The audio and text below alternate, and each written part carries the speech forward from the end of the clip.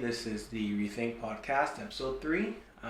We're going to be discussing the topic of growing a business, and here we have the chief creative Israel, myself Rahim, and hopefully we can gain a lot of wisdom or talk a lot about sensible If you stuff. gaining wisdom means you taking away some of my gray hair, please by all means, have at it. Yeah, so getting into it, to give some context to the topic, say you are a new business owner, you just started out, maybe 2-3 years in, and things are going well, and you're looking to expand. Mm-hmm. What would be the first steps one should take to expanding their business?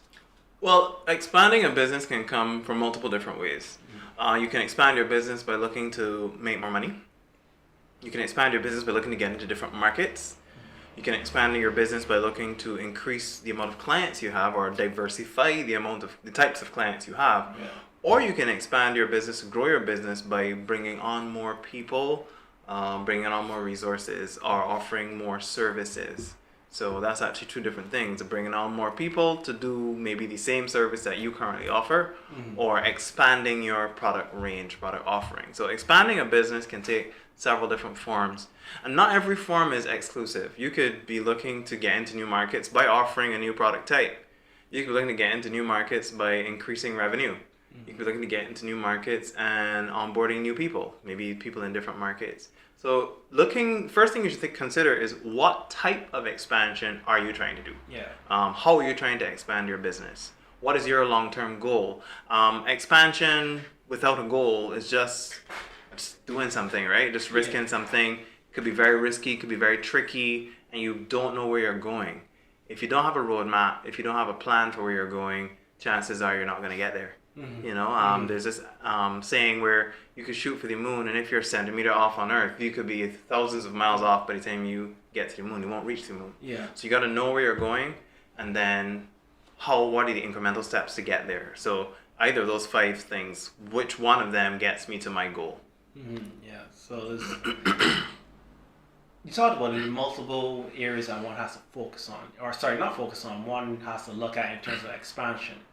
What areas, or how to better phrase this question, how did you yourself go about expanding IDS? Not as purposefully as I would have liked, but it happened in several different ways. There was a concerted effort around 2013, 2014 to change the client profile that we had. Right. While we enjoy working with startups and small businesses, we realized that to grow the business, to be able to hit some of the goals we wanted to do in terms of grow the amount of team members we have, get certain specific physical goals, upgrading hardware, those sorts of things, we needed to make more money. To make more money, we needed to change our client profile. Because you can have a lot of small clients doing a lot of work, or you can have fewer, larger clients doing less work for more money. Yeah.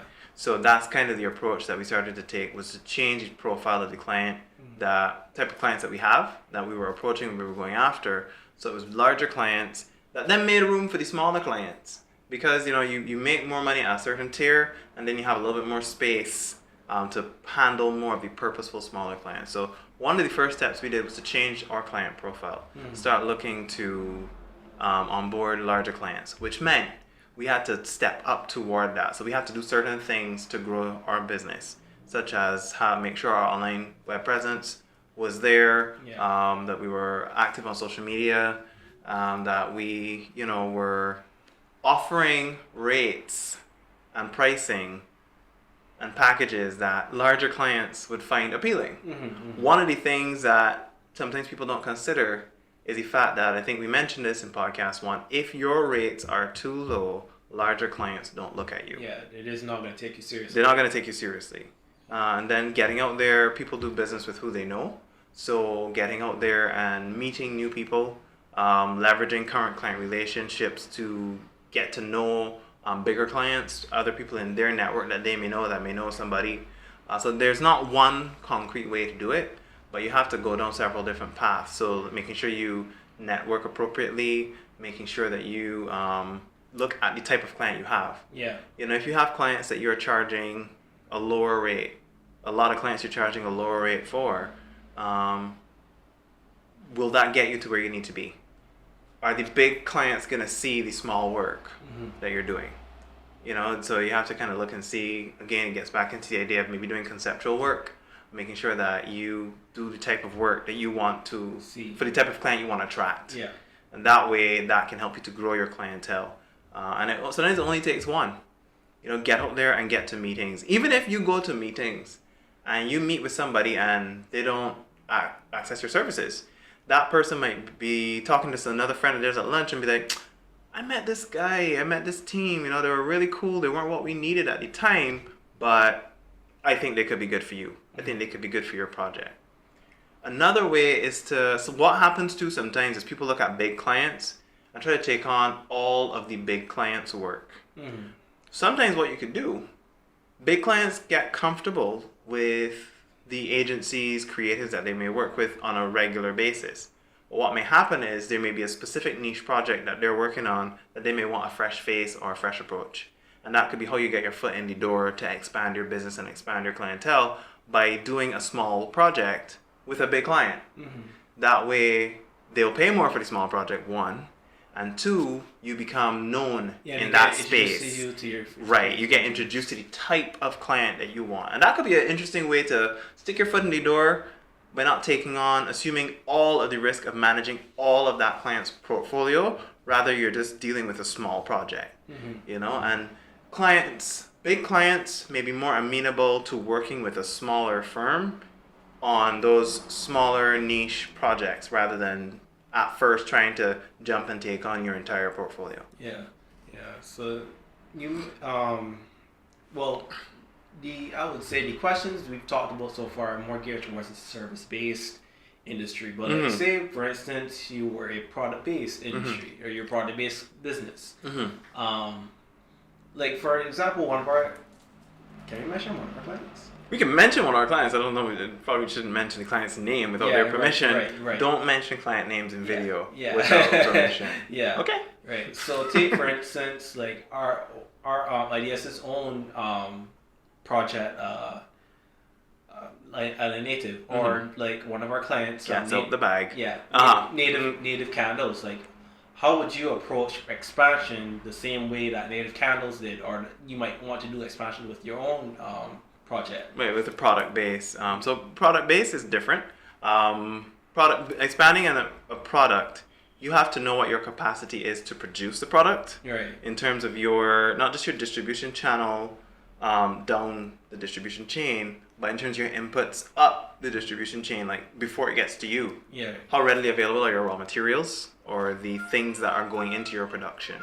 Like for example, with Island Native, expansion requires ready access to the apparel, ready access to printing, ready access not only to clientele but to payment facilities. In terms of online payments in the world we're in, everything is digital.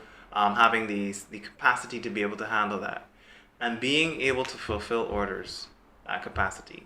So either A, you're the type of business that offers like a product-based business. Some product-based businesses do this, where they may offer products on limited run.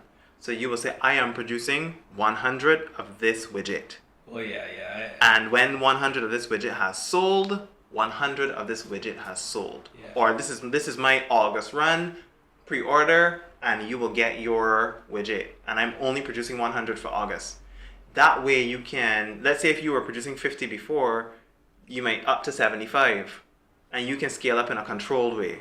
And say, well, we're currently offering 75 of X. Yeah. But that's a really, just as a note, that's a really good sales strategy in terms of, like you could say you're only selling 100 of something.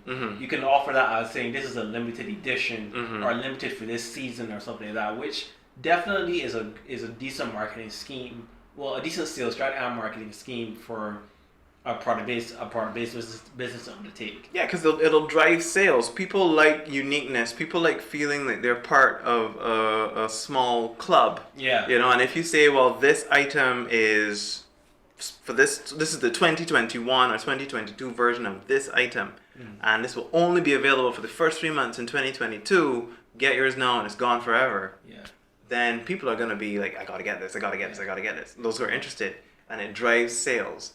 It can, even if it's a pre-order item, it can drive pre-orders to the point where maybe people pay online for the pre-order, and then you can use the money that people pay online instead of paying out of pocket to produce the item, and then be careful to fulfill it on the proper timeline that you've said. If you say 3 days, fulfill within 3 days, 4 days, fulfill within 3 days, a week. Just make sure that you fulfill anytime that you're going to fulfill it in.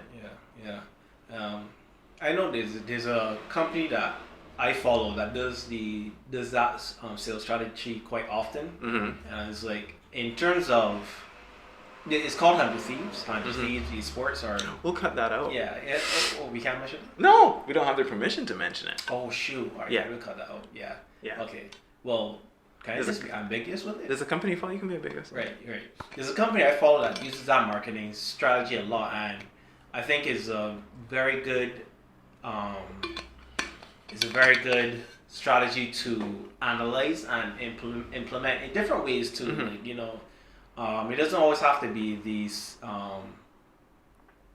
It doesn't always have to be that direct strategy of limited edition. And maybe we could just spice it up in terms of like saying maybe it is limited for this time period at this price or something like that. And that's a good way to test the market too. Like if you want to introduce a product, you can introduce a product at a limited run, and that way you can test to see you believe in your heart, you've done your research, etc., that this product will do well. But I want to test it with the market. Like all my research is showing this product will do well, and then there's a live test. You need to know beta test this product, make sure that it works. So you can run that for a short period of time and see how the market reacts to it. And if you get an oversubscription of orders, you may not even have to say limited run. You can just put it out there and see how people respond to it. And then when you realize I made 25, I got orders for 75, you're like, then you can do institute a pre-order. So if I get orders for 75, those first 50 after my 25 are now pre-orders, and I'm going to produce and get those to people in a specific period of time. But letting people know there's a limited offer, limited time only, available until, even if you don't say limited time only, available until X date. People will be like, oh, that's cool, I want to get it. And then that way you also protect yourself where you're not getting orders continually and the product is no longer available. You protect yourself and make sure that you offer something to the market, or don't offer something to the market that is no longer available.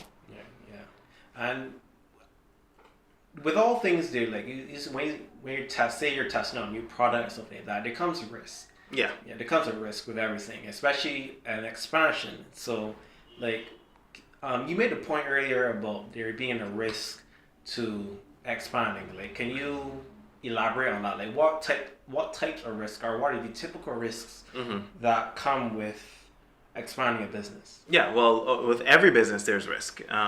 And especially with expansion. I remember back in 2011, 2012, it's a now defunct business, so we could mention it. In the Caribbean had Redjet. Remember Redjet? Yeah, I remember. Redjet started. Redjet was amazing. Redjet was a low-cost carrier. They had, you could get on board a plane and go to another Caribbean island for $99 US. Minds were blown. Other airlines were catching hell, and Redjet was doing, as Beatrice would say, Redjet was doing Dixie, right? Redjet decided they would expand. They started going from Barbados to St. Lucia, Barbados to Guyana. Redjet started to expand super quick into so many different Caribbean territories. By the time I flew on Redjet in 2012 to go to Guyana, there were, I think, 9 of us on a flight. That plane could carry 220 people. Wow. There were not even enough people on board the plane to cover the amount of fuel it took to take off. Oh, yeah. Because the takeoff and landing are the two periods of time that use the most fuel. There were 9 people on board the plane, and Redjet had committed to carrying us to Guyana, and it took us to Guyana. It was like, but why? So I was happy to get the low fare, but I recognized in that moment, I said, this is a problem. Months later, Redjet shut down. So expanding too quickly is a big problem. Expanding beyond your current capacity. When you expand your services, your capacity to fulfill those services has to expand, whether you are a service business or a product-based business. When you expand, your capacity has to expand as well. So if you are moving into new markets, if you're onboarding new clients, that means it will take you more time. You need more time to do the work. You need more man hours. So where you may be one person, you may need another 2 or 3 people, or another 1 or 2 people to help you fulfill the work that you need to do. So IDS could not be where it is today without me having people on the team. I can't do all the accounting myself. I can't do all the design work myself. I can't do all the motion graphics myself. Not Superman, yeah. I am not Superman. I have a shirt with a Superman S on it, but I am not Clark Kent. Not Clark Kent. Okay? So, you have to... Don't just look to expand in one area. Again, it's about looking down the road. Where do I want to be? Where do I need the business to be in a year, in 2 years, in 5 years, in 10 years? And then looking and seeing, well, if I have to get there, and I'll be honest, this is not what I did when I started the business. IDS is 16 years old this year. It took me about 10 years to figure this out. Right? So you're getting this information for free, guys, from me. But I didn't take those things into consideration. Right. So it was like, hey, happy-go-lucky, fly by the seat of my pants. And after a while, you're like, I'm not where I wanted to be. I wonder why that is. Yeah. Because I didn't plan. So you have to be purposeful in your expansion. Don't just expand because, it looks cool to expand. Is expansion right for you? I think treading into another question. Yeah. But you got to ask yourself these questions. We can get into more detail where that is concerned. But know where you want to be. So we have a plan where I know, and it's a loose plan, but a plan nonetheless, where I know how many employees I know I want IDS to have at maximum. So it's like there's a minimum and there's a maximum. I don't want IDS to go beyond X amount of people, purposely not saying the number on open video. But I don't want IDS to go beyond a certain number. And so that means then that there's certain things I have to put in place though, in terms of physical facilities, structures, all sorts of stuff that creatives don't think about.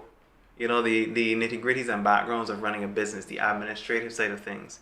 Those are things you have to put in place. And you can't always do everything yourself. So expansion requires recognizing the skill sets that you need to put in place and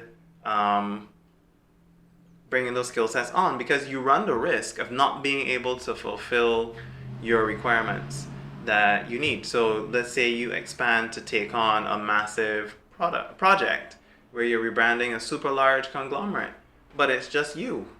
Well, I don't know how many sleepless nights and cups of coffee are going to be in your future to get that done. Yeah. Right? But your body's going to shut down. So that's a risk of expansion, overtaxing yourself. Another risk of expansion is maybe underpricing your expansion. If you're looking to take on bigger work, but you're not pricing it what it should be, you run the risk of, doing work essentially for free because you didn't charge properly. So knowing what you should charge for those sorts of projects is important as well. So continuing on, I know you mentioned briefly. We talked about all the risks that come with expansion, right? So many risks, because I'm pretty sure there are a lot of risks. There are a lot of risks. Yeah, true. You can't cover all of them in one podcast. No.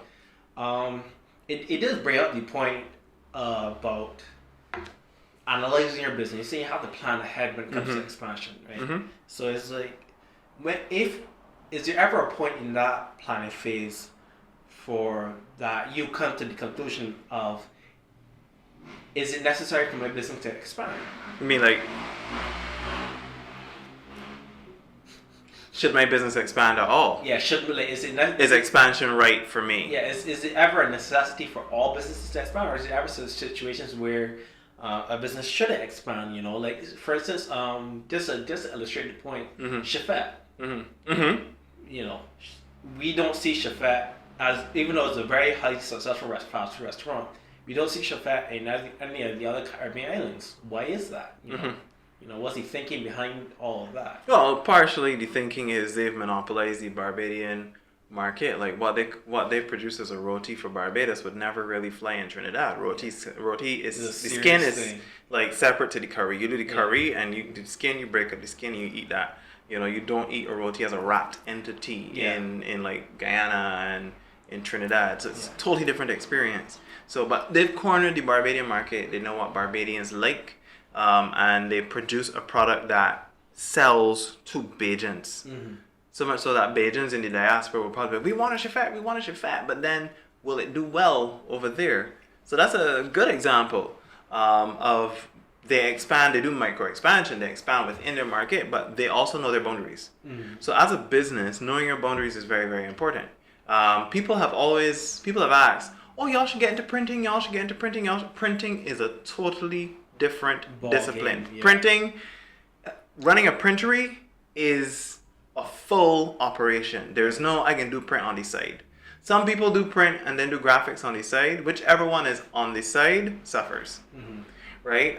The quality is not there 100%. Some people do a nice job with, if they do, it's easier to go from I'm a printery that offers graphic services to I'm a graphic designer that offers printing services. It is a whole different discipline. So that's a form of expansion where it's like, is it necessary to expand? No. Yeah. Right? Is it necessary to expand in an area where you can bring on a consultant for a project or a freelancer for a project that has that specific skill set?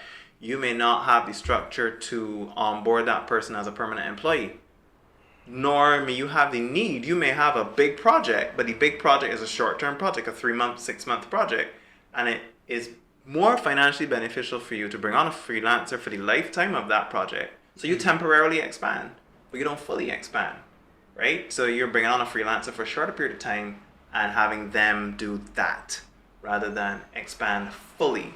Now, if you start to realize that you're getting a lot of requests for that one service from multiple different corners, then maybe it's time to look at retraining and training yourself to do it, or onboarding someone who that is their skill set, that they have that capability. But yeah, there are times when expansion isn't necessary. Again, into areas that aren't your area of expertise. I'm not going to expand into human resources. I'm not going to expand into coding websites. Yeah. No, the design of websites, like the visual design, etc., basic building, yes, but no, I'm not designing into coding websites from scratch. That's what WordPress is there for, in my view. You know, programmers you know are probably going, "Oh my gosh, Yeah, you just just said shaking WordPress, their boots right yeah. Strangle." You know, but yeah, so that kind of thing. So knowing area, you don't expand into areas that do not fit your skill sets. If you do, you're going to run into trouble, right? Expand into areas that you know that either A, you can fulfill that skill set, or bring on somebody either temporarily or permanently to fulfill that skill set. Yeah, yeah. And so we talked about a lot of different areas in terms of growing the business. Talk about the steps, talk about some of these steps. Can't cover all of them. So some of these steps are your own personal journey in terms of expanding ideas, and then some of the risks. Say, so to illustrate, say you have gone through all those processes. You get approval, or you get like you read the market and you see there's opportunity to expand. See there's a need for the expansion, stuff like that. What would you think are the factors that inhibit somebody's growth as a company? Well, there are internal and there are external factors. Right. There's the economic. So there's the political, environmental, the social, technological, legal, and economical factors. So is the economy right for you to expand? Is your market saturated? Can you expand within your market, or do you have to expand outside your market? Right? Is the political environment right for you to expand your business at that point in time? Like if you have a business that you're running and there's a political coup in your country, I know that's a bit extreme, but there's a political coup in your country, is the right time to expand your business? Maybe not, right? Unless your business is selling armaments. But, you know, that may not be the right time to expand your business. You know, is your business something that's going to have an impact on the environment? Right? Are you a business is your business going to be, let's say you're a courier service and you want to expand your business.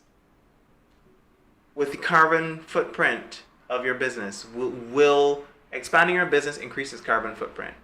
Do you want to look into getting more electric vehicles rather than diesel or fuel-based vehicles, right? How should you expand at that point in time? So those are the factors that you need to look at that would impact expanding your business. Is it cost effective for you to expand your business using EVs or using gas vehicles? Or do you use hybrids, you know, as a courier service? That's environmental. Social. What kind of social impact does your business have? Does your business employ people?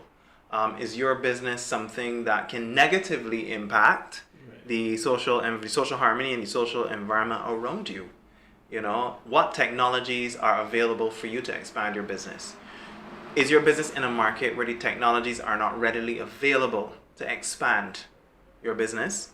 Or do you have easy access to the technology that would expand your business? Right. Legally speaking, do you know, and do you have all the frameworks in place to expand your business in terms of contracts? This is something that we're learning about, contracts. You know, legally speaking, all your contracts in place that, or templates of contracts in place that you need to have for employees, for clients and services that you're going to offer. Are all of these sorts of legal things in place? Is your business legally set up to expand?